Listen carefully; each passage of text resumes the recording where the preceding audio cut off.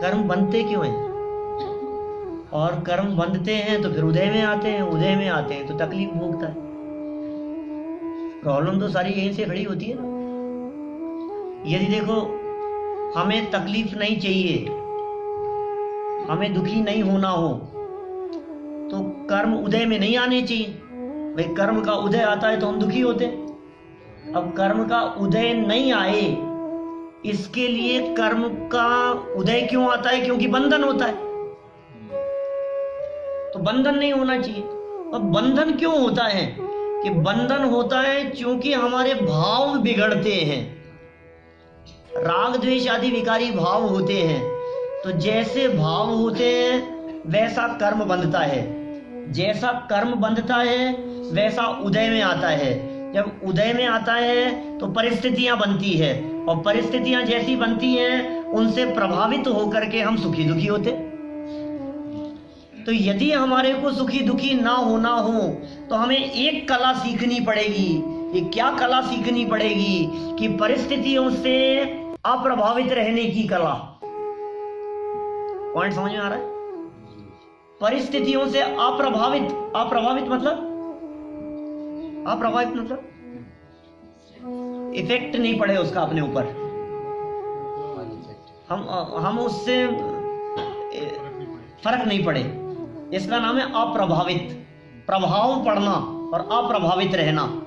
तो जो भी परिस्थिति बन रही है, अनुकूल बन रही है तो उससे भी प्रभावित नहीं होते।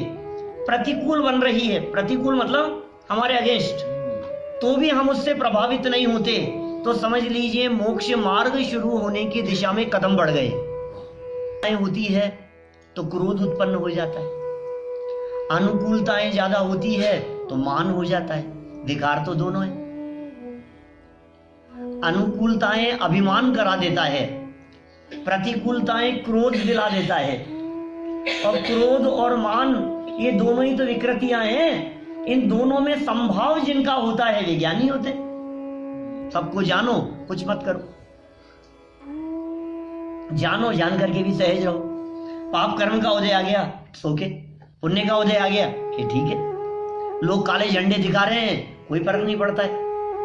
लोग जय जयकार कर रहे हैं, कोई फर्क नहीं पड़ रहा है। लोग बुराइयां कर रहे हैं, कोई फर्क नहीं पड़ता है। लोग प्रशंसा कर रहे हैं, कोई फर्क नहीं पड़ता है। क्योंकि जिसकी प्रशंसा की जा रही है और जिसकी निंदा आलोचना की जा रही है, आप गहराई से विचार करके देखना, मैं वो हूं ही नहीं। क्या एक व्यक्ति बहुत बुराई कर रहा था और आपको ऐसे लग रहा था कि मेरी बुराई कर रहा है और आप दुखी हो रहे थे, तो बगल में कोई दूसरा व्यक्ति था, उसने कहा नहीं नहीं आपकी नहीं कर रहा है तो उनकी कर रहा है, तो आप सहज हो गए। कितना इजी है। और जैसे हमें पता लगा कि ये मेरे लिए नहीं कह रहा है ये, तो हम इजी गोइंग हो गए कि नहीं? ऐसे ही हम कह रहे किसी व्यक्ति ने निंदा की, आलोचना की, बुराई की हमारी, तो वो हमारी नहीं की है, क्योंकि हम शरीर नहीं है। हम शरीर के अंदर बैठे हुए एक जीव तत्व है, वो मेरी बुराई कर नहीं सकता। जो वो प्रशंसा कर रहा है वो प्रशंसा मेरी कर नहीं सकता। यदि वो मेरी प्रशंसा नहीं कर सकता है, वो मेरी निंदा नहीं कर सकता है, तो मैं प्रभावित होकर के क्यों जबरदस्ती अपना माथा मार रहा हूं उसमें? सहज क्यों नहीं रहे हम? ये सहज रहने की कला ज्ञानियों के पास में आ जाती है। तो क्या करना? इन दोनों ही परिस्थितियों में सहज रहना, बस ये काम करना है हमारे को। भाव यदि हमारे निर्मल होंगे, ध्यान रखना, भाव यदि पवित्र होंगे, सारा खेल भावों का है भाई साहब। आप कितनी पूजा करते हैं इससे कोई फर्क नहीं पड़ता है, आप कितना बिजनेस करते हैं इससे कोई फर्क नहीं पड़ता है। सब कुछ है यहां से, दिमाग से, इंटेंशन का फर्क पड़ता है। आपके हाथ से किसी व्यक्ति की हत्या हो गई और उसे बाइज्जत बरी कर दिया जाए, हो सकता है यदि आपका इंटेंशन नहीं था। यदि आप इस बात को सिद्ध कर दो कि डिफेंस में उसकी डेथ हो गई है, मैं तो अपने बचाव में था, तो आप फ्री हो जाएंगे। इसका मतलब गवर्नमेंट भी, कानून भी, फैसला सुनाने वाले भी इस बात की तरफ ध्यान देते हैं कि आपका इंटेंशन क्या था। तो जैन धर्म तो इंटेंशन को ही पकड़ता है, आपकी क्रिया नहीं, आपके भाव। दो व्यक्तियों की एक जैसी क्रिया दिखाई दे रही है, दो व्यक्ति एक जैसा काम करते हुए दिखाई दे, सेम काम करते हुए दिखाई दे रहे हैं। एक मर के स्वर्ग में चला जाता है और एक मर के नरक में चला जाता है। अभी तो परिणाम भी पकड़ में नहीं आ रहे हैं हमारे। बात तो बहुत सूक्ष्म करते हैं यहाँ जनागम में, अभिप्राय की बात करते हैं। अभिप्राय कैसा है, इंटेंशन कैसा है आपका, उसका फल लगेगा। पता ही नहीं लग रहा है हमारे को, किए जा रहे हैं। अरे तुम्हारे भाव कहाँ जा रहे हैं? बैठा है पूजा करने के लिए और दिमाग दौड़ रहा है इधर उधर, और कौन आ रहा है कौन जा रहा है इधर दिमाग लग रहा है, और सोच रहा है बहुत अच्छा काम कर रहा हूं मैं। तो अच्छा काम नहीं है। आपका मन इधर होना चाहिए, आपका उपयोग इधर होना चाहिए। यदि उपयोग इधर होगा आपका, जिधर आपका उपयोग है आप उधर हो। भावों का खेल, भाव बदलो। अब भाव सुधरेंगे तो क्या होगा? कर्म बदलेंगे। भाव मतलब परिणाम, तो परिणाम संभले, भावों को संभालो। कुल मिलाकर की बात ये है, ये आपके कंट्रोल में है। पर द्रव्य पर आपकी चलती नहीं है। जिन भावों पर आपकी चलती है उन पर आप चलाते नहीं हो। जहां नहीं चलती है वहां चलाने का प्रयास करते हो।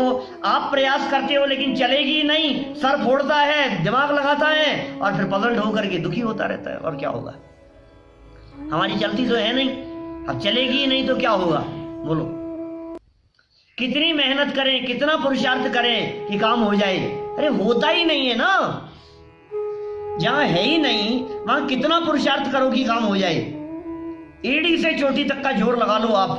जहां सुख नहीं है वहां सुख मिलेगा नहीं आपको। विषयों में सुख नहीं है तो मिलेगा नहीं। दिमाग लगा रहा है, करता बन रहा है जबरदस्ती, दुखी हो रहा है। यहां समझा रहे हैं भाई साहब, आपके भावों की तीव्रता, आपके भावों की मंदता, आपके भाव जानबूझकर किए गए किसी कार्य के लिए है या अनजाने में कोई काम किया गया है, या आपका उस काम को करने के पीछे आधार क्या था और आपकी शक्ति किस प्रकार की थी उस काम को करने के पीछे, इन सब से बंधने वाले कर्मों में फर्क पड़ता है। समझ में आ रहा है? कैसे कर्म बंधेंगे, कैसा कर्म बंधा हमें तो पता ही नहीं है, मालूम ही नहीं चल रहा है हमारे को। अपने आप बंध रहे हैं कर्म, ऑटोमेटिक प्रक्रिया है। कर्म आ रहे हैं, बंध रहे हैं, आत्मा के साथ में चिपक रहे हैं, ऑटोमेटिक वो कन्वर्ट हो रहे हैं। उत्कर्षण, अपकर्षण, संक्रमण, उदय, उदीर्ण, पता नहीं क्या क्या उनमें उनकी प्रोसेसिंग चल रही है अपने आप। फिर वो सारी प्रोसेसिंग होने के बाद में क्या होगा? फिर वो फल देंगे, फल मिलेगा हमारे को, हम भुगतेंगे। ये सारे कौन कर रहा है ये सब?